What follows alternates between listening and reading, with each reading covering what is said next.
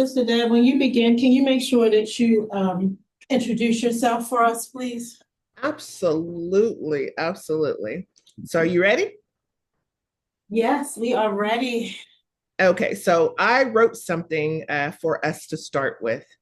So, it's called Joyful Moments. When you were born, 3 pounds, beautiful brown skinned baby boy, perfect smile, 10 fingers and toes. I know because I counted them a million times. You looked at me, I looked at you, and I was aware then that we were going to have so many joyful moments. Answer to my prayer. And it didn't matter that community or family wasn't there. You gave me a little smile as they took you away. And I spent the next 2 hours struggling for my life because I knew we needed to enjoy the joyful moments. Within 24 hours, you proved so strong, fighting all you could. You knew that grandma had arrived and she would speak life into your body, telling you all the things that you could do and all of the things that you would be and all the things that you would see in the joyful moments. The storm of life began to rumble and we knew that it would be bad. Bilateral grade 4 brain bleed is what they said you had. They said you were be here for a very short time, and I knew that wasn't true. I knew that I could see the joy slipping away, not completely. And I knew what I had to do to be there in the joyful moments. The helicopter's coming, they said, but you're too sick to go. But the power of a Black mother, they clearly did not know. Dressed faster than you can whisper, you're not supposed to drive. I knew I had to get there because I knew I needed to be by your side, to hold your hands and remind you who I was and that I would be your guide for all the joyful moments. Well, let's fast forward because there is so much joy to share. And even through the struggle, your smile of joy will remind you you're there.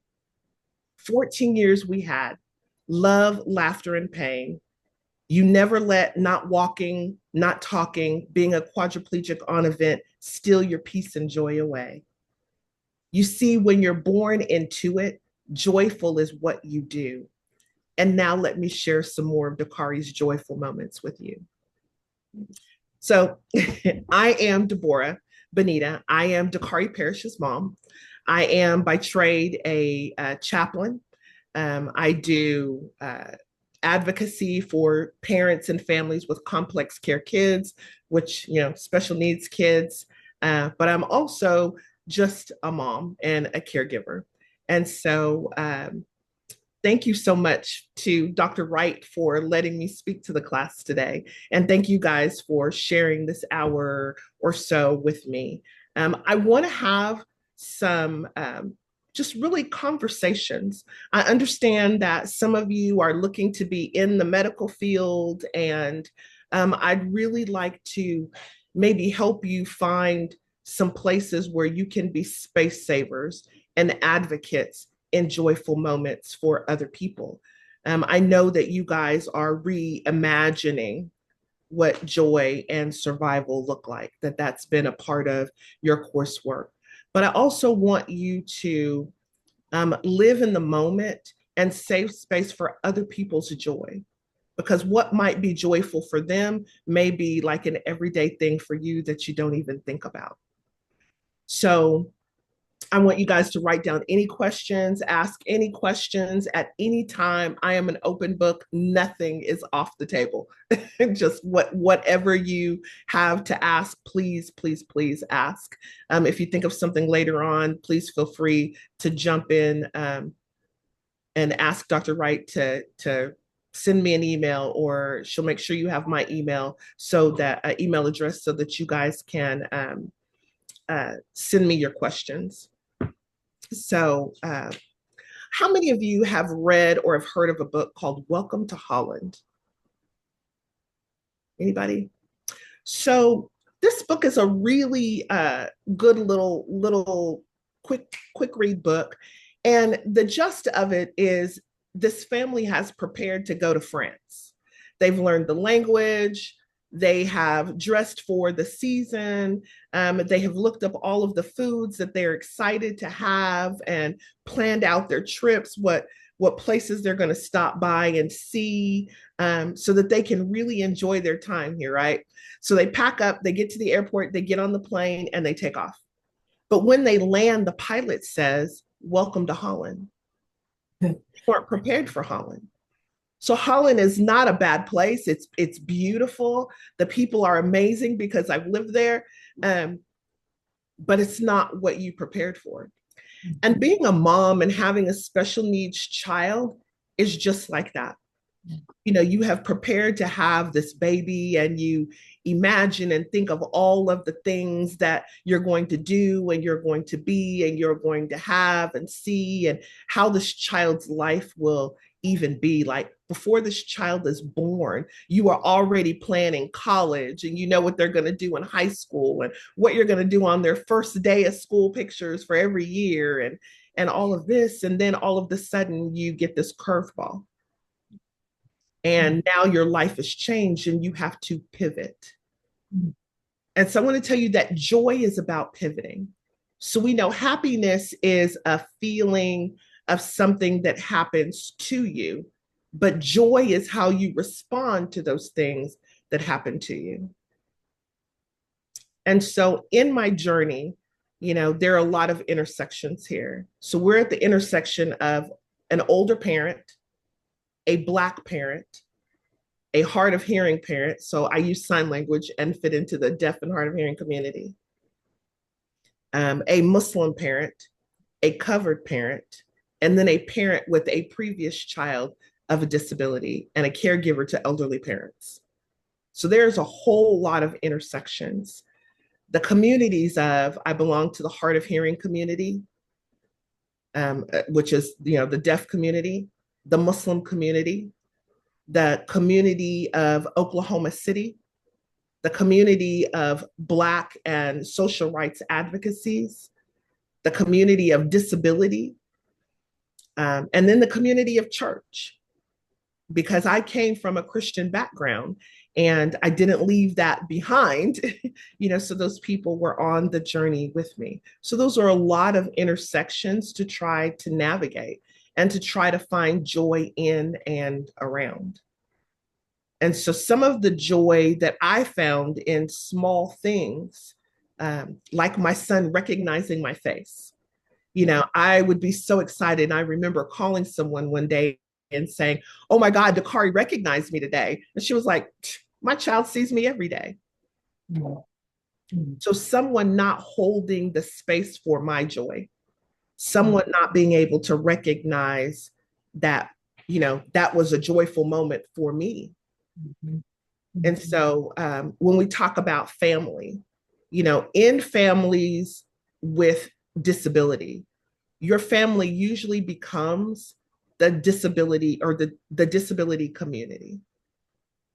In my own family, so my children, Brittany, Courtney, and Theo are my other kids. They knew very quickly how to take care of Dakari, you know, how to hold him, how to do all of the things, hook up a feeding tube, you know, all of those things for Dakari. But the rest of my family, like my extended family, didn't babysit, didn't check in. I mean, other than my mom. My mom was always going to check in.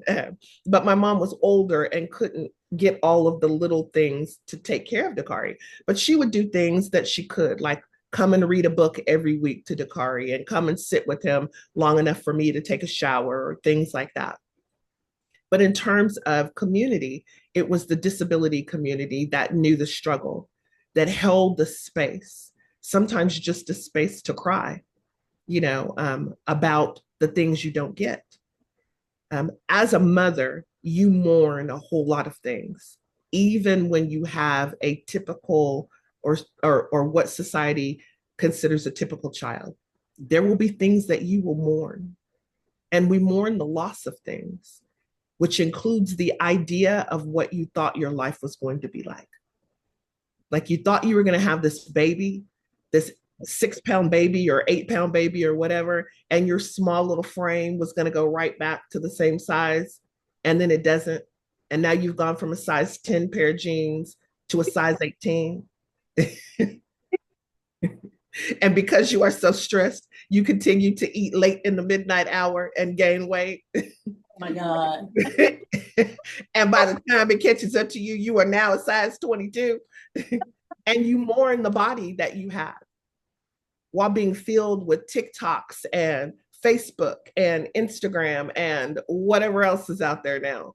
That reminds you you're supposed to be this big. Mm-hmm. You know, and so we mourn a lot of things. You mourn the intimacy with your partner because now you're larger and you don't feel as comfortable in your skin, and you have this baby latched to your body 24 hours a day. And you know, there are a lot of things in that, and so you have to really, really be intentional about the joy, and the disability community was able to give me that. Being an advocate is also a different way of holding joy for people. And one of our biggest advocates was Dr. Mark Pogmiller. If you are going into the medical field and have an opportunity to like him on Facebook or follow him or anything, this is one of the most phenomenal doctors on the planet. What was his name again? Dr. Mark Pogmiller, Pogmiller, and he is at OU Medical Hospital, pediatrics. Mm-hmm. And it was not that he was just a brilliant doctor, which he is, hands down, best doctor. But it was that he reminded me of the joy. He reminded me of the milestones that we set for Dakari. So when Dakari recognized me, when Dakari could hold his head up, you know, society considers special needs different. So when you see events that say they are special needs accessible, it usually means there's a wheelchair ramp and there's somebody there that knows how to spell autism. No, girl. It doesn't mean anything else. You know, so there's not a plug it. Like we went to a doctor's office for complex care kids, and they didn't even have oxygen on the wall. Oh, wow. Like we used to have to bring an extra oxygen tank. And then I used to have to like act a fool for them to hurry up and get us in the door because oxygen tanks are not going to last that long. And knowing time, your money, but time is my child's life. Yeah. And so every moment of his life became a battle and an opportunity for advocacy and teaching. We got to the point where Dakari's doctors were all the heads of departments. They no longer gave Dakari and I interns or residents or anything like that. We had heads of all of the departments. And Dakari, I mean, that's big because OU is like Johns Hopkins. Yes, you're going to try to give you a resident before. Yes. Yeah. I ate residents for breakfast. Yeah. There would be none of that. And sometimes the doctor would come in the room and say, I'm sending you in a resident. And this is what they said about this particular diagnoses or this or this or that. I'm just going to leave you with that, and I'm going to send him in here for about 10 minutes. And we would have a conversation. You gonna learn today. You know, and so that became one of our things. And then Dakari and I became advocates for Children's Hospital, where Dakari became the champion child for Children's Hospital.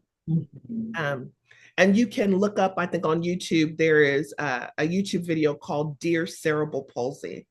And it is Dakari and I, and it's a little bit about the doctors and Children's Hospital, what we do. And so it really is, I have been there with Dakari. You know, I was the first person to hold his hand when he was born, and Dakari passed away 2 years ago, and I was holding his hand when he passed. And so, you know, I am literally able to speak to his life from the cradle to the grave. And so there were lots of joyful moments, and joyful in ways that people would not think. So at one point, Dakari had gotten so big, we couldn't get him in his wheelchair into his bathroom. His bathroom was a little narrower, to be able to pivot around things. My bathroom is bigger, but he didn't want to be in the shower. Just a lot of things. And so we decided one of our joyful moments was going to be a shower outside. Who decided that? So me and Dakari's nurse, and I was not alone. We had a phenomenal nurse. Eric was our nurse for so many years, and he still is a part of our family. And so we decided, we were joking one day about soaping Dakari up and setting him out in the rain to rinse. Well, then my brain starts going, and I'm like, you know what? It is 100 degrees outside already. Right. He likes to go outside and be in, just in nature. Let's give him a bath outside. So we took him out in the back and we wet him up. We soaked him up. We put him in like a shower chair, which looks almost like a lawn chair. We put him in the shower chair. We soaked him up, and then we got the water hose and we rinsed him down. And this child giggled like the whole time. Like we had to up his oxygen because he was laughing so hard.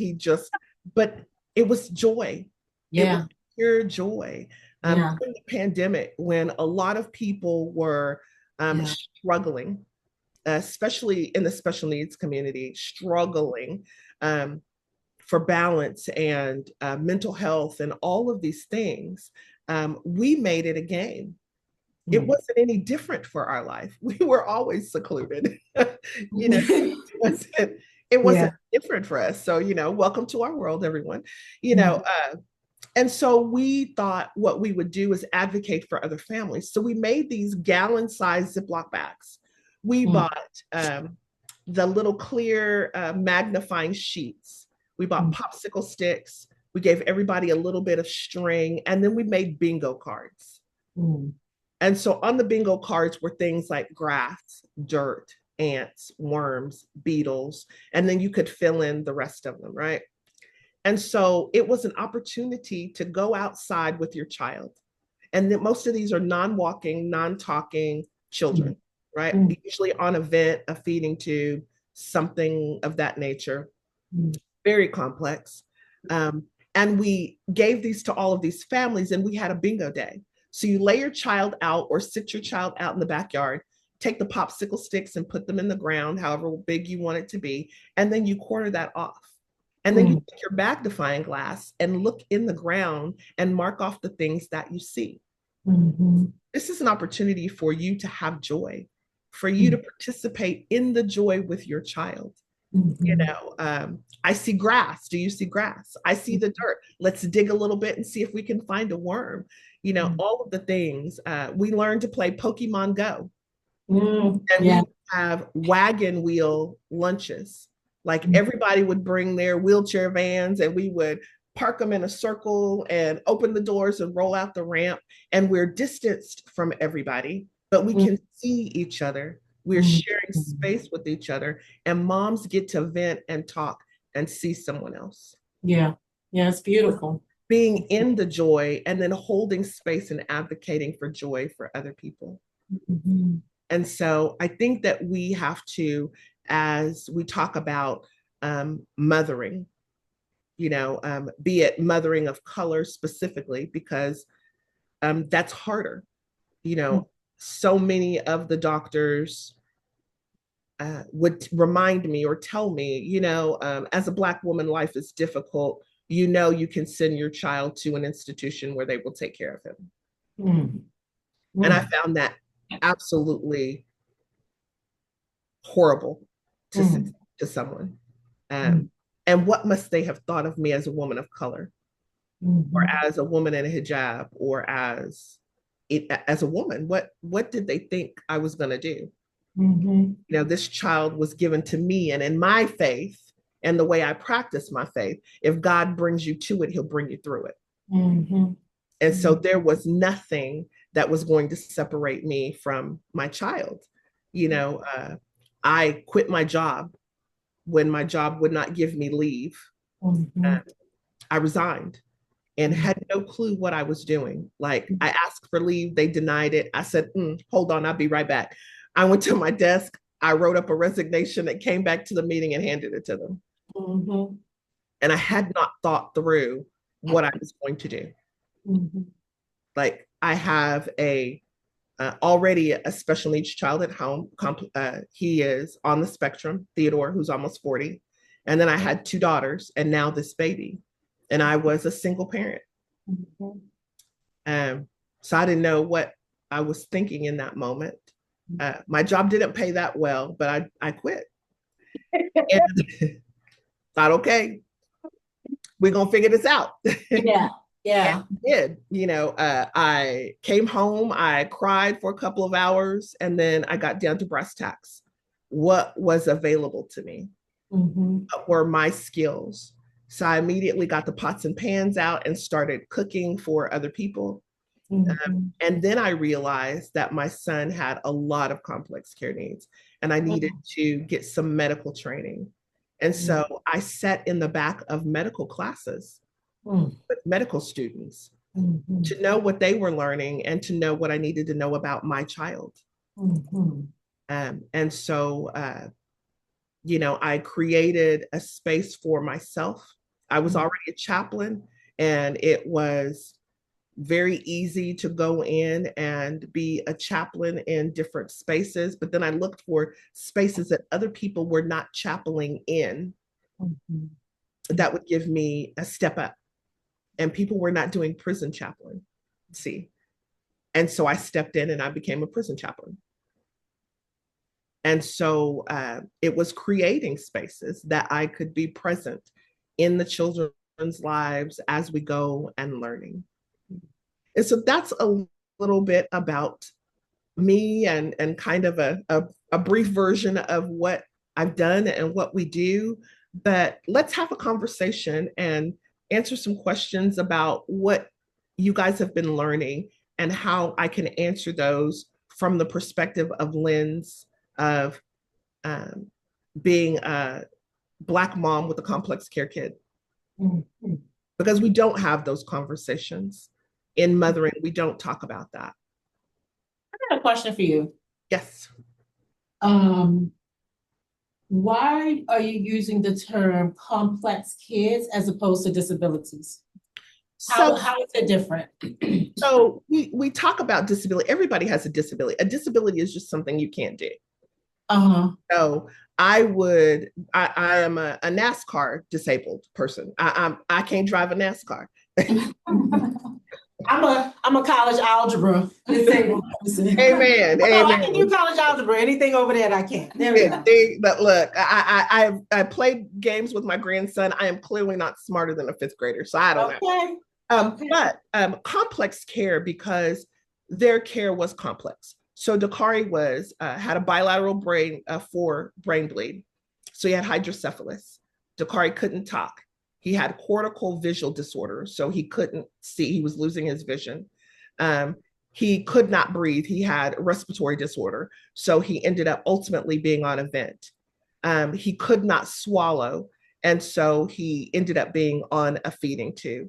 The scoliosis got too bad, and so he ended up having two metal rods put in his back to straighten him up because his organs were being crushed by the cathosis or the being bent over.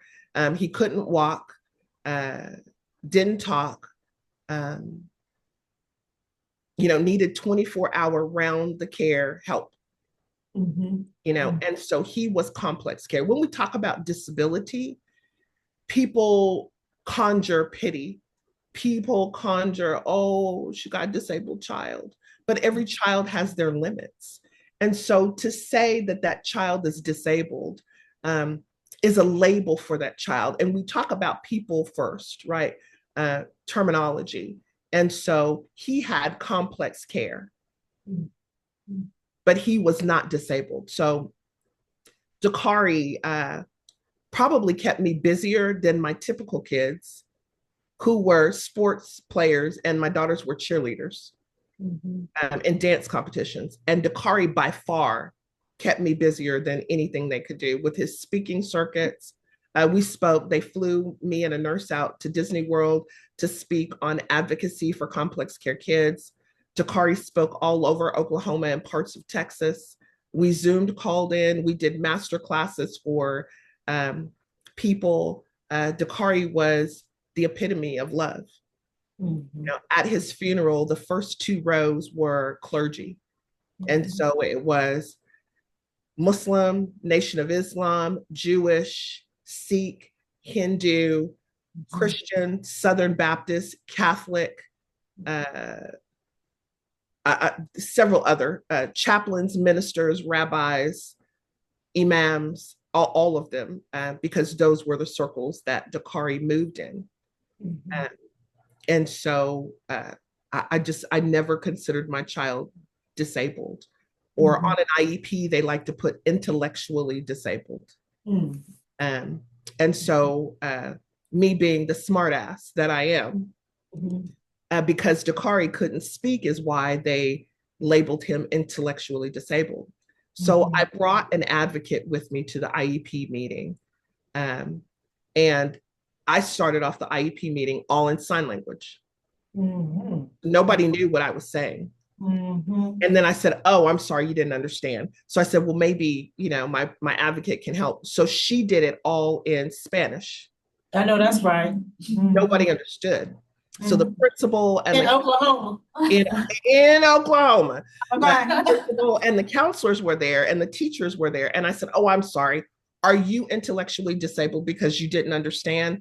Or do we need Uh-huh. to speak in a language that you will be able to comprehend?" No, that's right. And that's all this is. And so Right. take that damn term off my child's paper.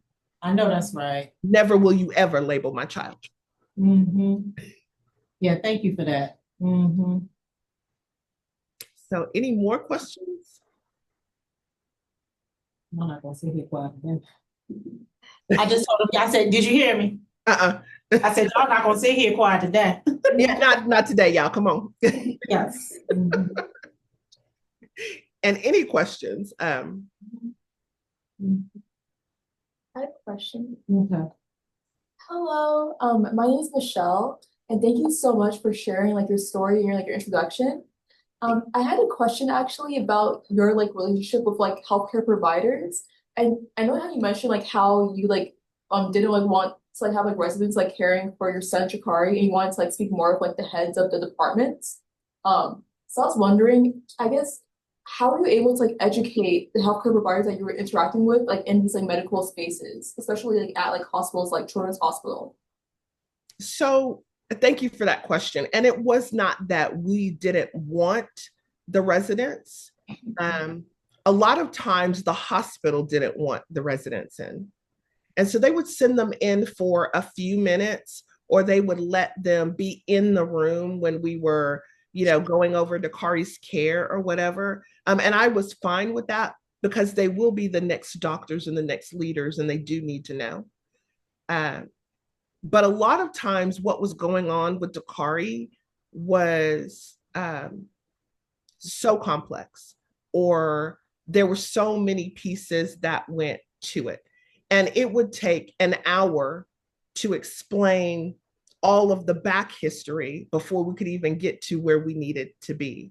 And so a lot of times it was, we didn't have time for them to play catch up. Right. And they didn't, always have time to read through Dakari's volumes and volumes of history. I'll give you an example. We went to emergency room one time because Dakari was having trouble breathing, and we had suctioned his trach, but we knew something else was going on. Mm-hmm. And so we called 911. I was home by myself with Dakari at that day.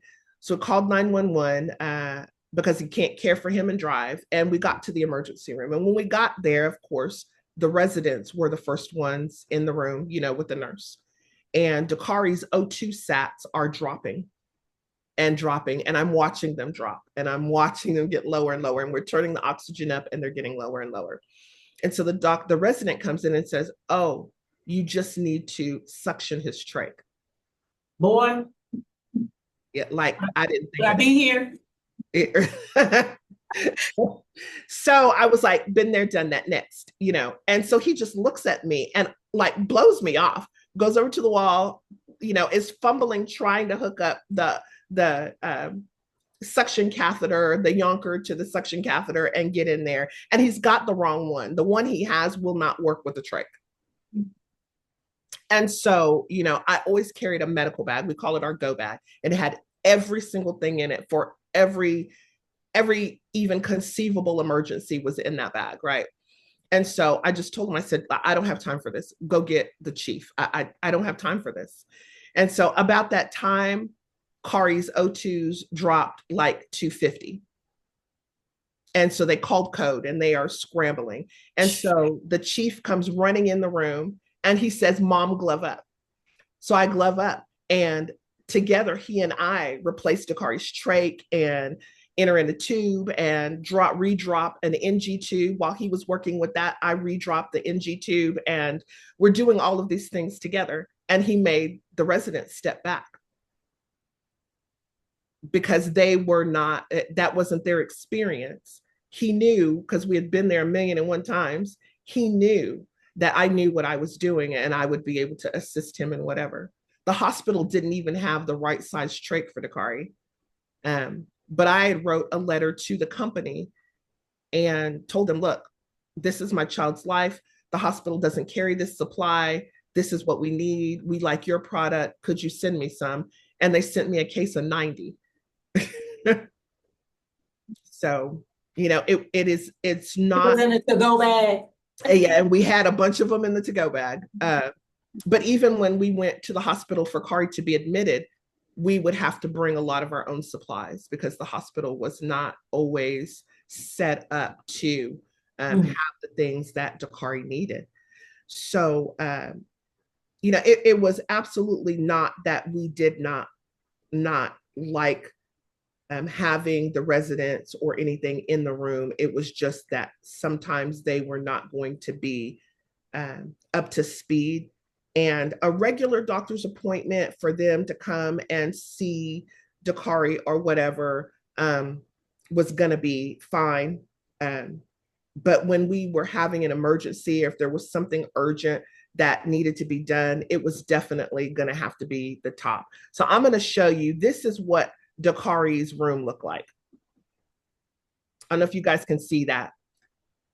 I think it's still, oh yeah, we can see it. It's a That little, is entire medical supplies. yeah. Like towards the end of Dakari's life, we were very blessed and fortunate that Dakari's doctors made home visits.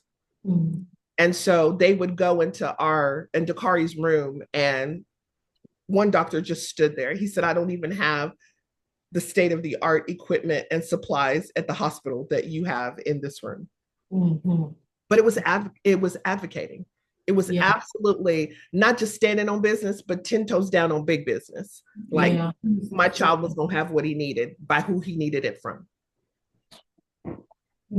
So did that answer your question? Yes, thank you so much. Anybody else? Yes, I have a question. Hi, thank you so much. I'm Erica. Thank you so much for describing your story and also Dakari's story. You briefly mentioned how faith played a big role in how you journeyed through motherhood with Dakari, and I wanted to ask you, how has that not only impacted you now, but how did it impact Dakari? That's a great question. Thank you for that. If you guys see me looking down, I have closed caption on all of it, so I don't miss your questions. So faith has always been very, very important to me. I have been Muslim for a little over almost 30 years now, but I was born Christian. I was actually born Catholic, and then my mother converted to Christianity, and then I converted to Islam. And so faith has been very, very important to me and my children. And so I have 2 Muslim children and 2 Christian children. And, you know, have a conversation with God that what you call him is what you call him, right? But have a relationship with him. And so there was a struggle in the faith for me when I first transitioned, or when I first converted to Islam. Is very shortly after that is when I had Dakari. And Dakari had a stroke on the third day, and that is when all hell broke loose. And I remember reaching out to one of the pastors that I considered a family friend. And he told me that Dakari's stroke was punishment from God for my leaving Christianity. And I was like, you think God is playing whack-a-mole with children because I put a scarf on my head? Like, really? Get off my phone. And the Islamic community was different, and that is probably a whole new conversation of the call comes from inside the house. As a Black woman, I have experienced many moments of discrimination, but I would say a majority of them came from the Islamic community, inside the Islamic community. We could preach about it.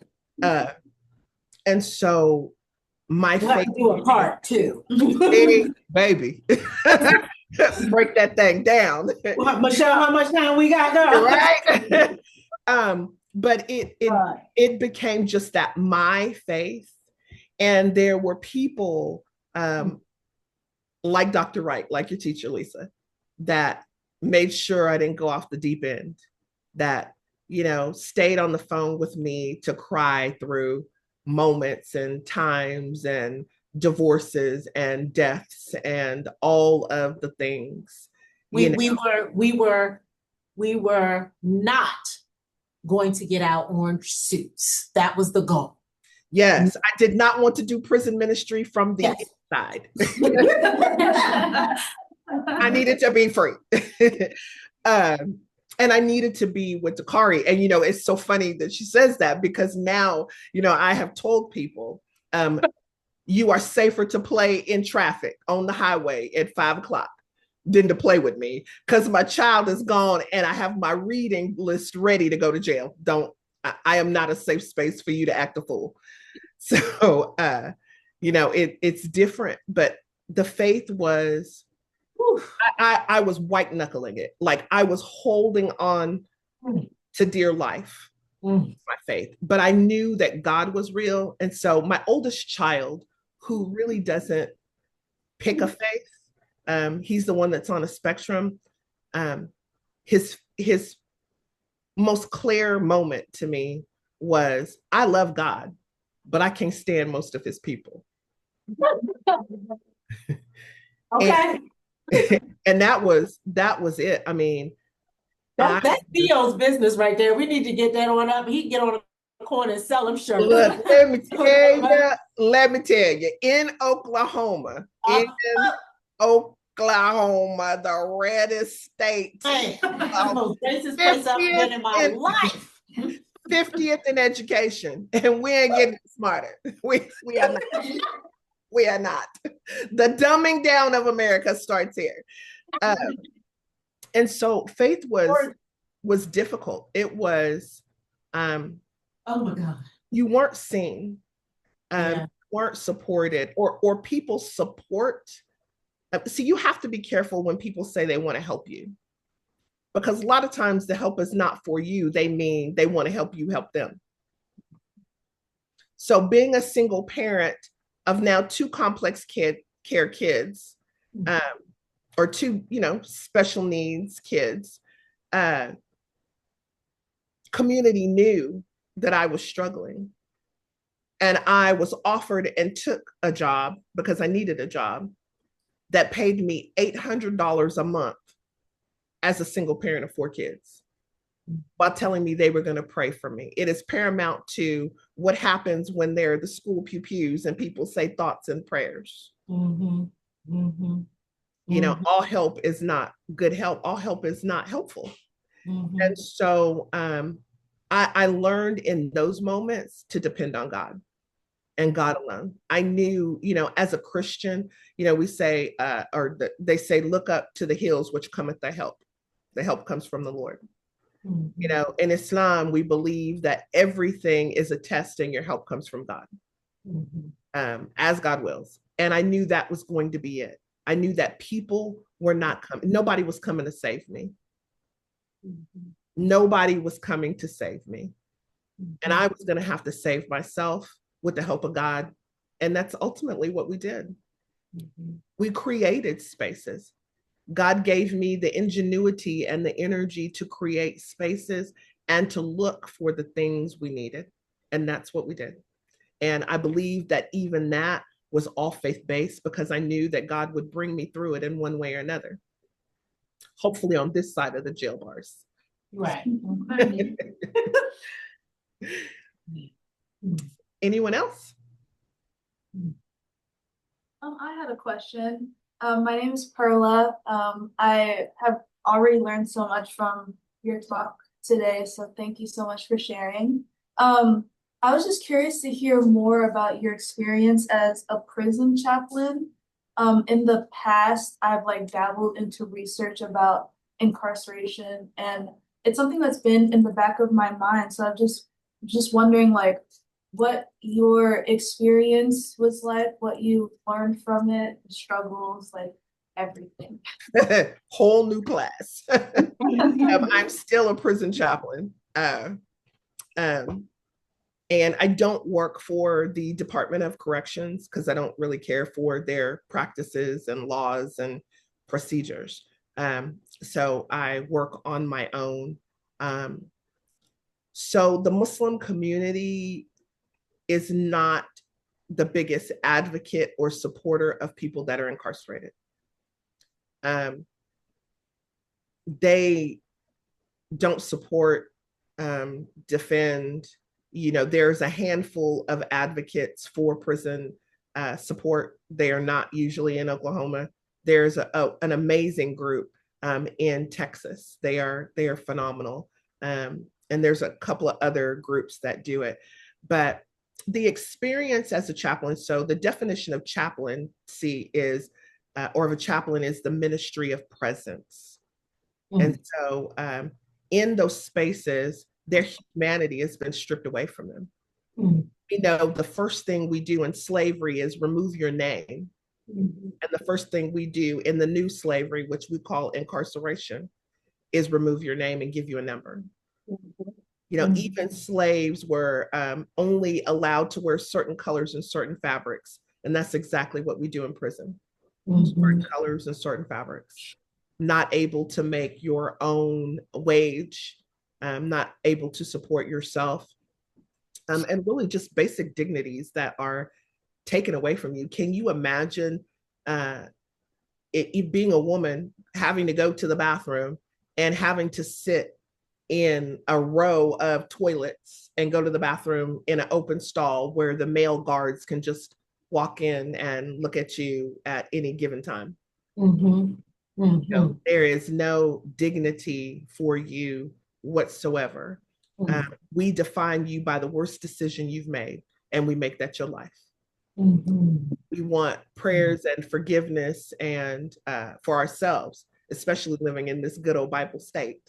And we like to say an eye for an eye, but if you do that, everybody's going to walk around blind with no eyes. And so there's no justice or reform in our systems. And so being a prison chaplain, although I am a Muslim chaplain and the only Muslim prison chaplain we currently have in the state of Oklahoma, probably 75% of the people I see are not Muslim. They're Christian. And that is just because I see them.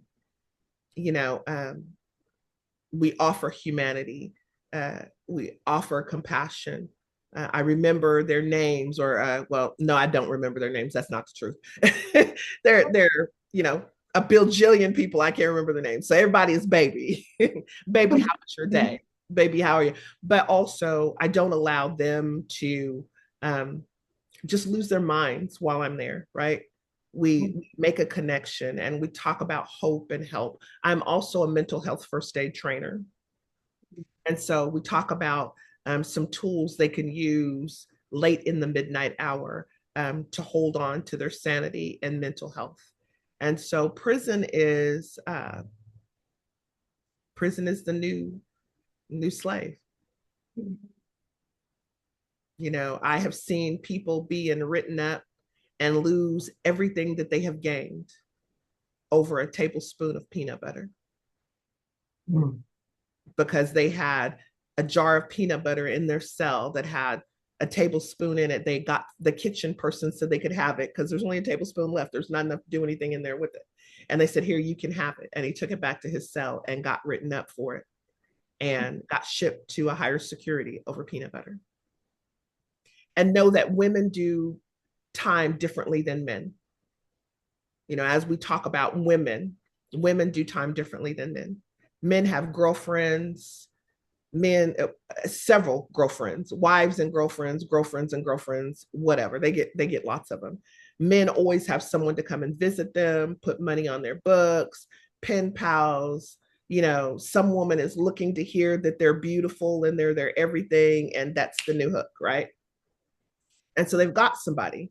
Men build systems. So they build prison reform think tanks that are amazing, and they build systems while they're in prison, education reform systems and stuff like that. Women build families. So see older women as the matriarch, and then maybe more of a more masculine woman will be the patriarch, and then a younger person will be the child. And they will model families there. Because that's what they build. Women typically lose their children. Their parents have custody of their children or something, and so they are not free to come and visit because they're raising the kids, so they don't get as many visits. Because the family is taking care of the children, there's no extra money to put on their books. You get 2 rolls of toilet paper, and from that you have to make your own tampons, your own pads, your own everything out of those. And the only way to get more of those is to become Christian, because the church hands out pads and tampons and hygienes to the Christians. So you sacrifice your faith for your needs if you are not of the Christian faith. And so prison needs lots of humanity, needs lots of people that have humanity and can see past labels. My father used to say that labels are only good for cans in the cabinet. They're not good for people. And so we have found going into prison and stripping labels, reminding them that they are a person, that they are loved, that they are not the worst thing that they've done in this life, we just need more people to do that. So absolutely, if you ever come across an opportunity to serve, but I will tell you, get your finances, your mental health, your self-esteem all together, baby, all together. I don't encourage women to go into prison if they don't have all of that wrapped up neatly. Because if you don't believe you look good and you go in there and some man who has all day long to work out at the weight pile is going to come up to you in a size 2T t-shirt and tell you you are the finest woman on the planet. A month ago, I was at the prison and this guy, muscular, good looking, dreads, perfect straight white teeth, you know, the Colgate boy, right? Comes up to me and he says, Chaplain, girl, you are the finest woman in the world. And I said, baby, do you have a passport? He said, no. I said, then how the hell would you know? Baby, you've been right here for 25 years. Get out and move a little around, and then let's have this conversation again. All right. But I appreciate it. Yeah, shut it down early. Quick. Because I get lots of phone calls from women that say, My husband is in prison, my boyfriend is in prison, my man is in prison, and I need help with my utilities. You're working 40 hours a week. Where is your money? Oh, well, he did. Baby, every time he goes to the sink, the water's gonna come on. Them lights gonna be on when he don't want them on. But they will turn yours off. Take care of you first. So I'm a real chaplain. I don't Yeah, right. we don't mix words. I don't sugarcoat. We don't need a world full of diabetes. You're gonna get it straight. Unsweetened. That's what we're gonna do. So anybody else? I have a question. Hi, my name is Cynthia. Thank you so much for spending your time with us and telling us your story and Dakari's story too. I loved hearing your joyful moments from the beginning and even throughout your journey. And it reminded me of how recently we talked about how our perspectives of joy and survival and motherhood, like different components of this class have shifted. I know that for me, like specifically thinking about joy has shifted after talking to my mom and hearing about like joy in survival or joy in just within struggle, joy throughout like relationships and community. So I'm wondering how joy has shifted for you throughout your journey throughout Dakari's life too. That is an excellent question. So I don't know how many of you have grown up in the church, but they used to say, there's an old song too that goes with it that says, the world didn't give it and the world can't take it away. This joy is mine. And so my first journey was finding the joy for me. It's kind of like nursing your kids, right? You have to eat and take in food that's nutritious to be able to feed your children. And joy is that same way. You have to be able to encompass and embody and ingest the joy. It has to become what you do on a daily basis. Joy has to be who you are. It cannot be what you do. If you don't do that, then your joy becomes so fragile and people can take it away from you. People can steal your joy piece by piece. I think they call it, the new term I heard the other day was quiet cracking, and they were referring to work. But you can also, apply that to your joy, where you're quiet cracking, where little things are slowly stripping your joy or cracking your vessel of joy. And so you have to find joy in each moment. And so I began to write down on a card every day 3 things that I could be joyful or thankful for, 3 joyous moments of my day. And if you multiply that and keep those cards and those pieces of papers or whatever, Post-it notes, and remind yourself in those dark moments, in those trying times. Because if you have 3 a day, even if you had 1 a day, at the end of the year, you have 365, solid days of joy that you've had. And so, if you could find more than that in each day of joy, and that's what I had to do. There were some really rough days. I spent 14 months in the ICU with Dakari. And I'm not talking about normal people that say my child was in the hospital for 14 months and I went to go visit. I lived in the ICU for 14 months. Yep. Like I didn't leave my child for 14 months. Yep. Right. I remember that. Yep. Yeah. I was not going. We should not be moved. I was not leaving. And it was, they knew I wasn't going to leave. And we set up shop. We decorated the room for holiday. We had school in the room. We had Islamic lessons in the room. We did Zoom classes and speaking engagements from that room, from the ICU.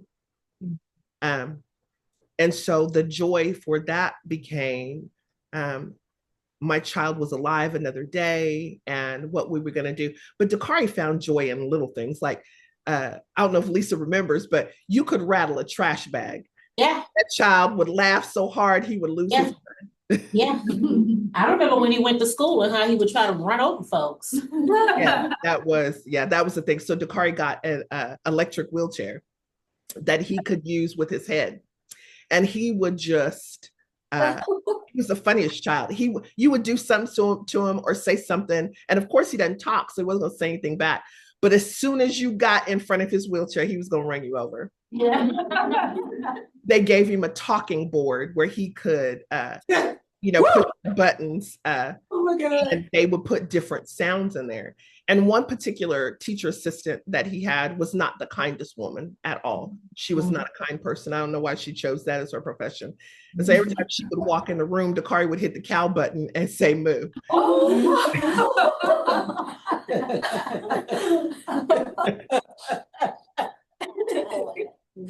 I was just glad He calls at work about that. Oh my God. Like, but I told, and so they called me and they're like, yeah. Dakari is mooing at people. And I said, when you talk, he's doing what?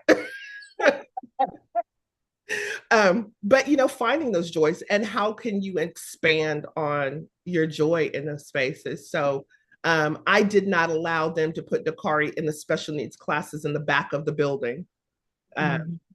We advocated for Dakari to be in the typical classes with the rest of the children, and I forced the school to get him an assistant to go with him.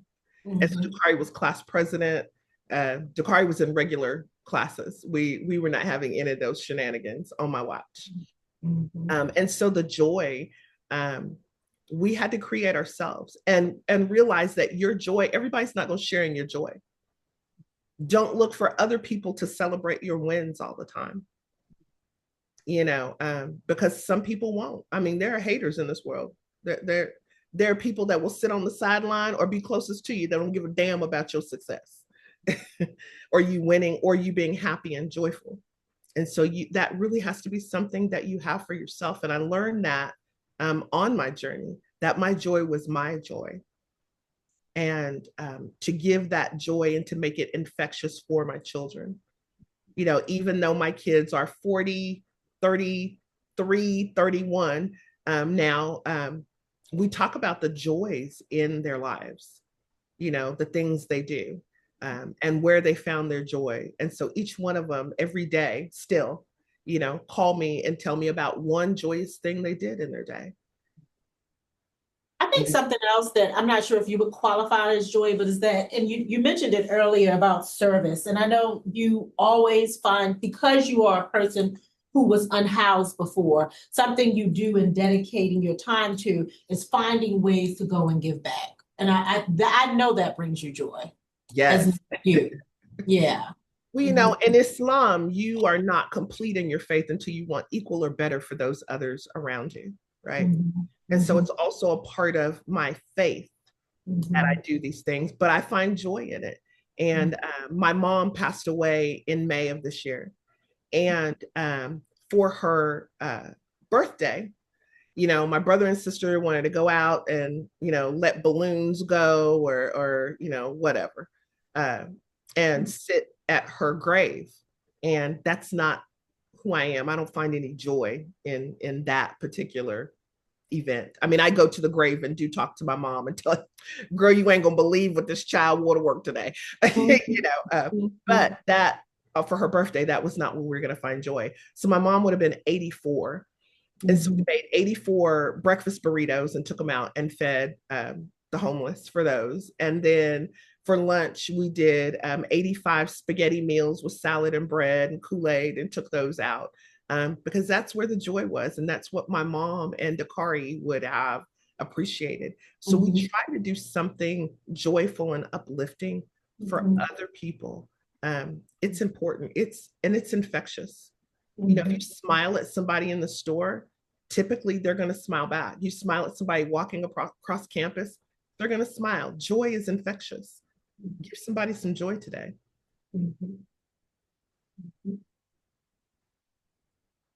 So I think we have a few more minutes. Anybody else? Hi, my name is Bursu, and Thank you so much for speaking today and for just sharing your beautiful poem at the beginning. I kind of wanted to ask about like, sorry. I kind of wanted to ask about, caring for a child with complex care. My cousin, my younger cousin was a complex care child also, and passed away when she was 5. I'm sorry. That is hard. Sorry.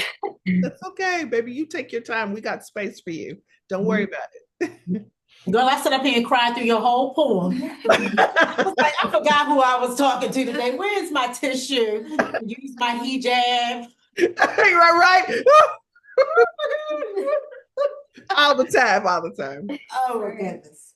But I guess I kind of just wanted to ask about, I think her passing like really I guess affected my family in a sense where it kind of diminished those joyful moments, especially for her mother. And so like it's almost as if like every time we talk about her, it's like not seeing those joyful moments, or it's like in a sad way. So I guess my question is like, how did you like put your grief and emotions to be able to, speak about your son in joyful moments, and be able to use that as a way to advocate for others also? So, first of all, I am so sorry for your family's loss. It's hard, and death is difficult. And when I tell you that death is difficult, I held my grandmother's hand when she died, my father's hand when he died, my mother's hand when she died, my uncle's hand when he died, my ex-husband's hand when he died, my husband's hand when he died, and then my child. My daughter teases me now and says she doesn't want to hold my hand. But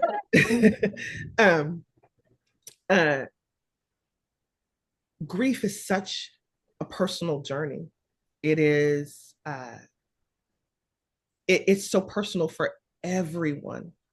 And it's just, you have to hold the space that they need. And sometimes you have to push people out of their comfortable space. You will get into grief, and if you sit in it too long, it becomes who you are. And you can't stay in grief. You're not meant to sit in grief. You're meant to sit with it. And so you have to navigate a fine line of walking with someone in their grief versus carrying their grief with them. And so sometimes gentle conversations about, do you remember when she used to do this funny thing or whatever, that you can laugh about it, because that laughter is the seed for your joy, and it will begin to grow. And advocating, maybe doing something in your cousin's honor, like on her birthday, something small. And maybe you ask your aunt, hey, the baby's birthday is coming up, and she would have been 5 or 8 or however old she would be. Why don't we take something really inexpensive, our compression socks that you can get off Amazon, like you can get 30 pair for $20, right? But those are really important to kids in wheelchairs, those socks, or something that is related to her complex care, right? And donate that. And the joy that you will see on the other mothers' faces will help the joy inside of you grow. Volunteering, and maybe she's not in a space where she could volunteer at some place that has complex care kids, but volunteering at a food bank or something. Sometimes you got to get outside yourself to see what's going on. And I didn't want my particular journey and my particular path was, I did not want the world to forget about my child. I wanted my son's joy to continue. I wanted his life and his legacy to continue, and the things that were important to him. And he smiled at everybody. And he loved to smile at I think, Lisa, we can only think of maybe 3 people the car didn't like. Yep. And all of them showed their colors. Right. Yep. And we know why he don't like them. Right. Yeah. But, so find something that was joyous about her, maybe her favorite color, and donate something in her name, the favorite color. Don't let her last memory be sad. Yeah. Don't let her journey in at the tree and intersection of sadness and grief. You've got to pass that into joy. Uh, just by the way you speak about her and the love I can hear in your voice for your family, don't let your family's memory of her and legacy of her be sadness. Let it be joy. Find a joyful moment. Maybe everybody light a candle and blow it out for her birthday. Yes. And then everybody remember one good thing about her. And then take those seeds and plant them of joy. Plant a tree, plant a bush, remember it, talk to it, and that's how I think that you start the journey of healing. Until a thorn is removed, that site won't heal, it'll just fester. And so you've got to remove that thorn of grief so that it can heal and you can live a life of joy. Thank you. Lisa, how much time you got left? Girl.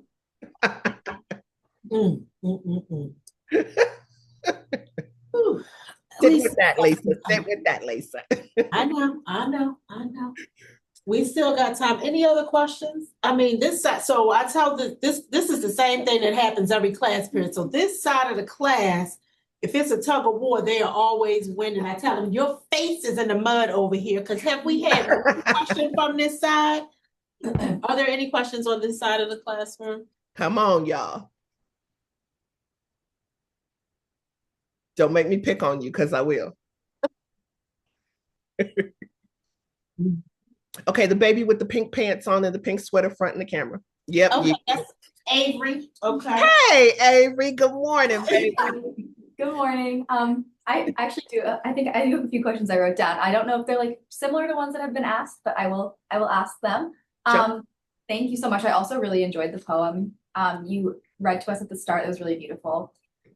My question is really similar to what Versu talked about, but I was just wondering, like, what kind of things did you have in place immediately, like after the loss of your son, to kind of cope with that? And kind of like, how did you find joy in those really challenging moments leading up to and immediately following his passing? Oh, baby, it was absolute free fall. No, there was joy in that immediate moment. Like, it was. I called Lisa Ballin. Yeah, there was. We did not even have. I don't think we even spoke. I just called her and started bawling. She knew because we were waiting. We were waiting. I mean, it was gradual. Yes. It was gradual, but then we were getting close. Yeah. Yeah, they had planned to, Dakari had declined so much. Yeah. That they had put him on hospice and they were going to unplug him on that Monday.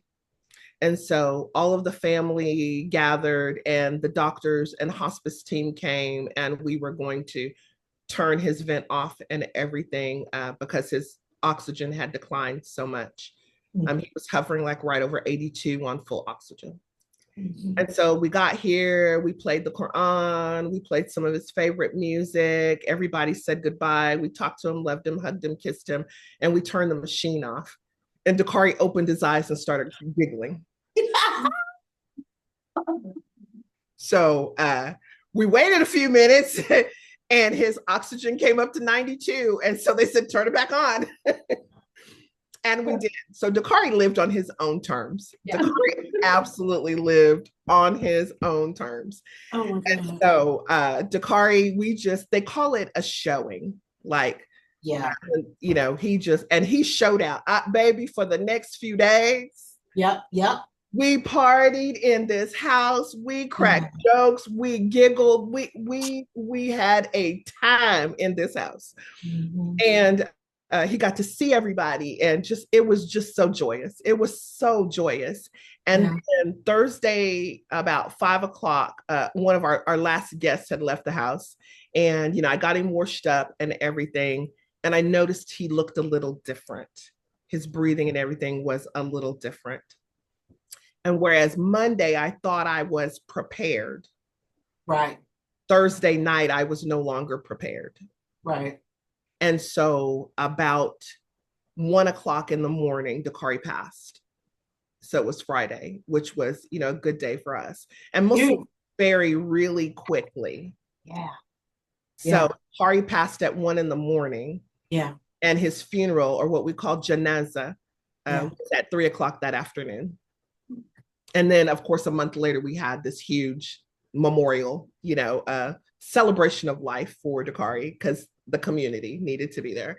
Yeah. So I was not ready in that moment. And I, needed to handle it gracefully because my children and my mother were there and my grandson was there. And my grandson, Makeo, is all about his Uncle Kari, all about his Uncle Kari. Yeah. And so I needed to hold it together. And so the nurse was here. We did all of the things. And then I went outside and promptly fell on the ground in the front yard and just bawled. I could not even hold it together. And I had gotten married the year that Dakari was put on hospice. Yeah. And so he was very helpful in those moments because it was hard and I didn't know how I was going to make it through. I really didn't.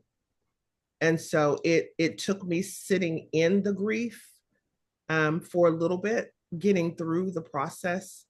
And systems are hard. Okay. So systems don't recognize grief. So that day, as I was at the funeral home getting things prepared for my son, the home health company came and stripped my son's room. I came back to the house and my son's room was empty. They took things that weren't even theirs. And I was devastated just walking into that empty room. I wasn't prepared for that either. And, back on the ground again. I could not. And so it took me a couple of days of being in the bed, crying, trying to pull it together. And my mother came over. And my mom said, sit with it. Don't live with it. Mm-hmm. This is not the end. Don't let this be the end of your son's story. Mm-hmm. And you cannot tell his story from that bed. Mm-hmm. And please get up and wash your ass. That was my mom, that was it. So it was definitely hard. And being able to traverse all of the systems, the hospital, like the Social Security Administration immediately removed all of his money from the bank and then called me and said, well, he didn't wait till the 15th to die, so we took his money back. So, there are lots of things in our systems that will traumatize you through this grief journey. It was just a journey of grief. 5 months into my grieving over my son, my husband decided he didn't want to be married anymore. And he was out the door. So it was a lot that I had to pull apart. I'm like monkey bread. You just gotta pull the little pieces apart and deal with them and figure out how to digest them. And so everybody's is difficult and everybody has different layers, and you just gotta figure out how to get through those layers.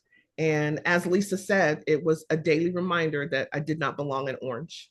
Well, orange is not the black. I didn't want to go to jail. Yes. Yeah, it was different. It was difficult. Being a mother in general is difficult. Being a mother of color adds another layer of difficulty. Being a mother of color with a not stereotypical, neurotypical child adds another layer to that. It creates mental, physical, spiritual, financial, emotional hurdles that you have to get over, and you cannot get over them all at once. I've never seen a person win a race by jumping over every hurdle all at one time. They take them one at a time. And that's what we have to do to win this race called life. Those are beautiful words to end on, sis. Thank you so much. You know I love you. I can't really talk too much because I need to go cry. So Thank you guys so much. Thank you. No, having thank me. you. You have always been a rock. Thank you. Thank you, thank you, thank you. I love you. I love you. Please, each one of you, remember, give somebody some joy today and give yourself some grace. Have a great day. All right. Assalamu alaikum. Alaikum salam.